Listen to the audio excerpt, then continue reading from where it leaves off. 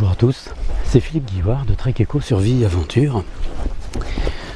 Vous m'avez vu m'avancer avec délicatesse sur ce petit espace parce qu'il y a une plante que j'aimerais vous présenter aujourd'hui, une plante très délicate que je souhaitais évidemment éviter d'aplatir.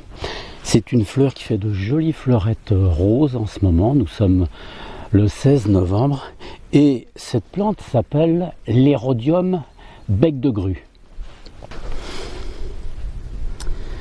Le nom complet de cette plante que vous voyez donc ici, alors il y en a un petit peu partout, là il y en a un petit peu en arrière-plan, si vous arrivez à les voir, mais vous verrez des images de la plante en plus gros plan tout à l'heure.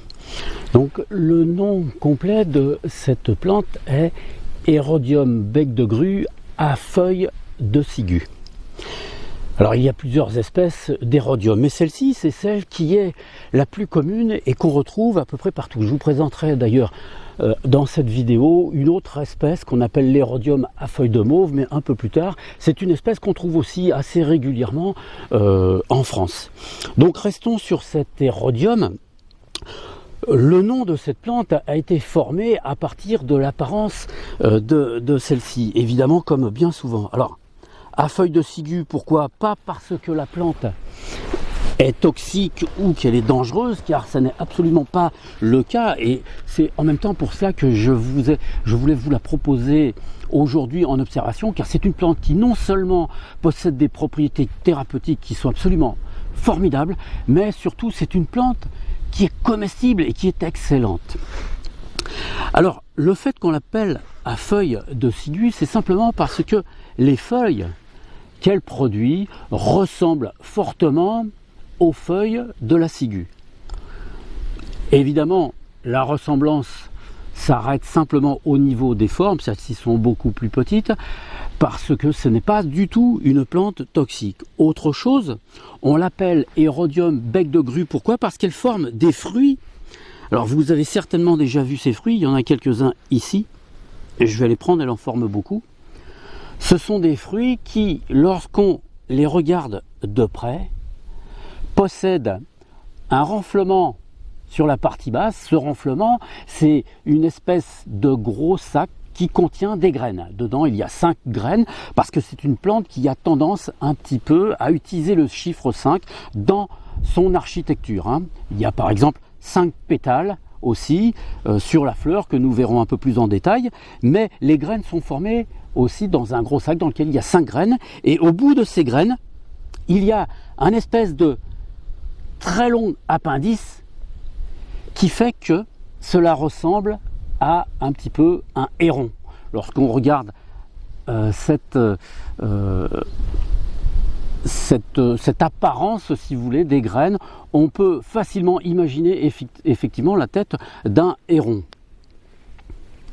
Alors ces graines sont particulières, justement, je vous en parlerai encore, c'est qu'elles ont une propriété qui est celle de pouvoir avoir un mouvement dans les sols. Alors qu'est-ce que c'est que ce mouvement? C'est vraiment quelque chose d'assez fabuleux et c'est pour ça que je voulais un petit peu vous en parler. Lorsqu'il y a suffisamment d'humidité, les graines restent dans cette espèce de sac.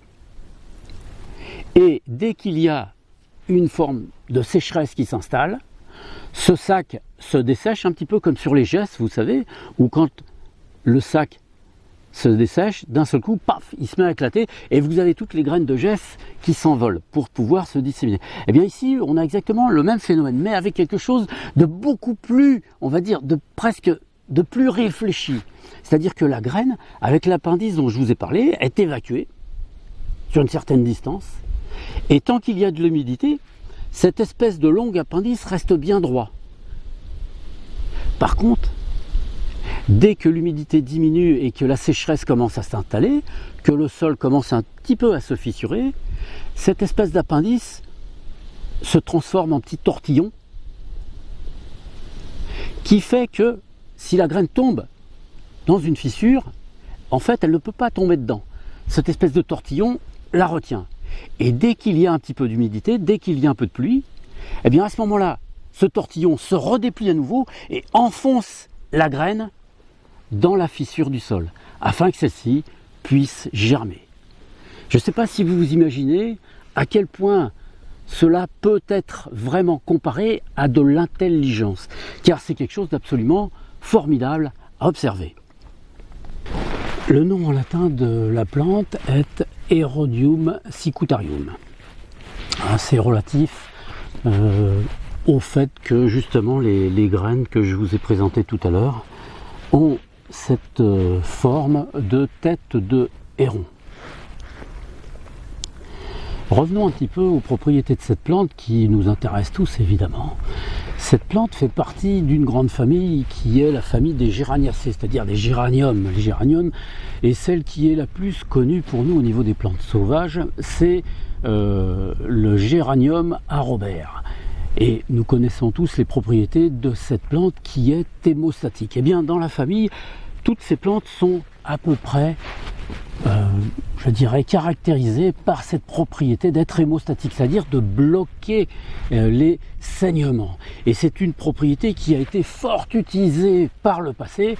On peut utiliser la plante évidemment en tisane au cas où il y aurait besoin de pouvoir minimiser des saignements, quel que soit l'endroit où cela pourrait se trouver, mais en même temps sur des plaies externes, c'est-à-dire sur des blessures au niveau du bras, des jambes, peu importe. On peut à ce moment-là utiliser la plante que l'on froisse dans les mains, qu'on mâchonne même un petit peu avant, et on peut appliquer directement sur les plaies. Elle a la propriété de pouvoir aider à la cicatrisation et surtout au départ à bloquer les saignements. On lui a découvert d'ailleurs très récemment de nombreuses autres propriétés comme étant antivirales, anti-infectieuses, etc., antifongiques, sont des propriétés qui viennent se cumuler pour montrer que c'est une plante qui est vulnéraire, c'est-à-dire qui va permettre à l'organisme de se reconstruire en cas de problème particulier. Ce qui est intéressant d'autant plus dans cette plante, c'est qu'elle a la capacité de nourrir. C'est-à-dire que cette plante se consomme sans aucune difficulté, et pour vous dire, en réalité, c'est une plante que j'aime beaucoup, parce que beaucoup de personnes, évidemment, lorsqu'elles essayent de consommer des plantes sauvages pour les premières fois, se trouvent un petit peu bloquées par le fait que nombre de plantes sont amères. Celle-ci n'est pas du tout, mais alors pas du tout, amère. Elle a un petit goût d'herbe, un petit peu, avec un tout petit goût légèrement sucré et de carotte. Lorsque vous consommez la plante, vous verrez que en salade, c'est une plante qui est absolument admirable, que vous pouvez mélanger à d'autres espèces de plantes sauvages ou à des salades tout à fait cultivées, hein, c'est pas un problème.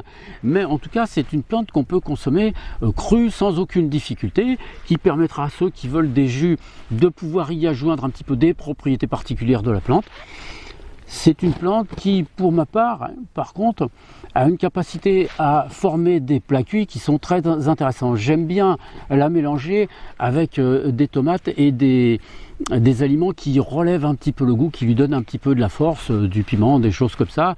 Et je vous montrerai d'ailleurs un plat que j'ai fait, entre autres, enfin c'est plusieurs, mais un plat entre autres, parce qu'il était vraiment excellent et je trouve que ça va très très bien avec cette plante.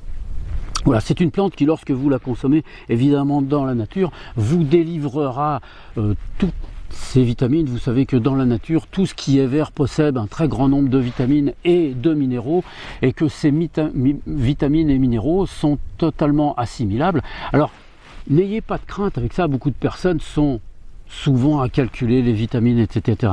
Pourquoi est-ce qu'on devrait compter ces vitamines et ces minéraux dans un monde qui est supposé avoir fait des légumes qui sont mieux que ceux que produit la nature? Si c'était le cas, on n'aurait absolument pas besoin de compter.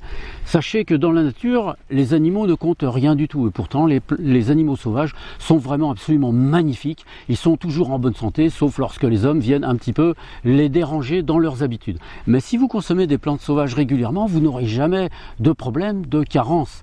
Il est évident que cela s'applique aux personnes qui ont un métabolisme général qui est à peu près équilibré. Ensuite, lorsque nous nous trouvons dans des périodes de déséquilibre, eh bien, ces plantes sauvages vont aider à rétablir ce déséquilibre. Mais il faut toujours, avant de forcer le corps à assimiler des substances, il faut toujours essayer d'abord de voir qu'est-ce qu'il bloque. Et c'est plutôt le blocage qu'il faut essayer de faire disparaître, plutôt que de forcer l'organisme à assimiler par exemple des vitamines ou des minéraux, alors qu'il n'en a pas besoin de grandes quantités.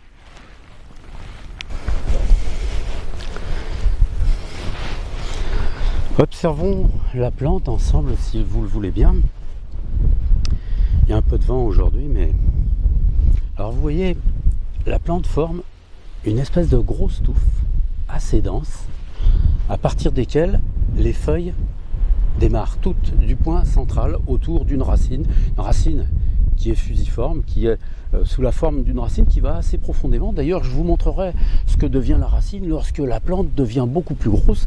Donc là, nous sommes au mois de novembre. Vers le mois de février, vous verrez, je vous montrerai des photos. C'est assez impressionnant parce que la racine prend une couleur rosée qui est très intense, qui fait ressembler celle-ci à de la betterave. Donc, nous avons toutes les feuilles qui partent de ce centre. La plante ne fait pas de tige pratiquement, à part lorsqu'elle commence à faire les graines, où à ce moment-là vous avez des espèces de pédoncules qui sortent, des petites tiges si vous voulez, qui tiennent ces graines que je vous ai présentées tout à l'heure. Mais en attendant, la plante n'en a pas, et vous voyez, elle forme des petites fleurettes qui sont roses, légèrement violacées, un peu bleutées, à différents endroits du pied. Alors je vais vous montrer ça d'un tout petit peu plus près pour que vous le voyez. Voici.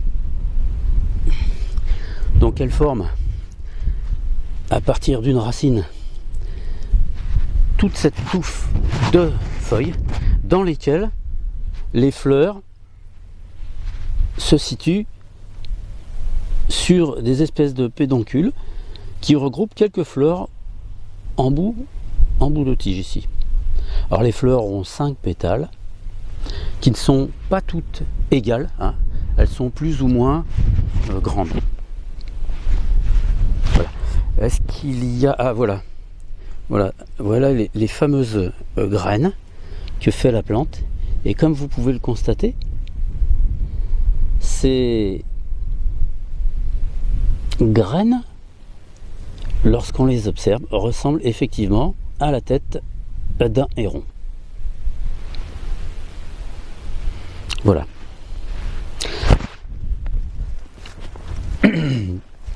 Alors pour savoir où on trouve cette plante, c'est assez simple. C'est une plante qui, par le haut, a besoin de beaucoup de soleil. Si vous sortez le matin, c'est là où vous verrez toutes les fleurs, parce qu'elles aiment prendre l'énergie du soleil du matin, et dans l'endroit où je suis ici, il y en a vraiment partout. Alors je sais que si vous regardez sur certains ouvrages, elle est mentionnée comme fleurissant au mois de février. Là nous sommes au mois de novembre, donc on en est quand même assez loin. Mais ce qu'il faut savoir, c'est que les plantes en réalité n'ont pas des saisons fixées, ce ne sont pas des ordinateurs qui démarrent à la seconde près.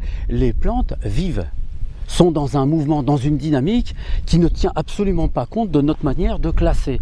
Lorsqu'elles désirent, lorsqu'elles ont la possibilité de pouvoir croître, elles le font, et si elles peuvent se reproduire, elles le font, et c'est ce qu'essaient de faire ces plantes avant les grands gels. Alors sachez que là, ce pied, même pendant l'hiver, va perdurer au niveau du sol.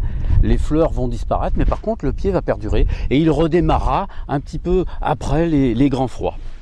Et s'il ne fait pas froid, la plante va continuer de fleurir pendant tout l'hiver. Et vous verrez que si vous arrachez cette plante vers le mois de février, la racine va être vraiment très très importante. Alors où est-ce qu'on trouve cette plante? On trouve cette plante, en tout cas dans toute l'Europe on peut la trouver. C'est une plante qui a besoin d'une terre un tout petit peu profonde, une terre qui garde l'humidité et qui peut se placer au soleil. Vous aurez du mal à la trouver à l'ombre des arbres. Elle est plutôt, vous voyez ici c'est un espace qui est libre et c'est un espace dans lequel il y a énormément d'érodium. Alors pour ce qui concerne l'érodium à feuilles de mauve, voici quelques photos qui vous permettront peut-être de la repérer. L'objectif de la vidéo d'aujourd'hui n'est pas de vous présenter cette espèce, mais plutôt que vous sachiez qu'il y a d'autres types d'érodium et que comme ça vous avez pu en voir une autre. Écoutez, j'espère que cette vidéo en tout cas vous aura intéressé, qu'elle aura été utile pour quelques-uns et que les plus intrépides essaieront peut-être de voir s'ils peuvent goûter à cette plante. Alors une petite chose, si vous y goûtez, vous verrez, c'est pour ceux qui ont l'habitude un petit peu de sentir les choses, cette plante apporte une énergie au niveau du cœur qui est très forte. Elle apporte une espèce de chaleur, je vais dire dans les 15 minutes, environ 15 minutes après l'avoir consommé cru. Cuit, c'est un petit peu différent. Voilà. Allez, je vous souhaite à tous une bonne semaine. Je vous dis à bientôt dans une autre vidéo et surtout, portez-vous bien.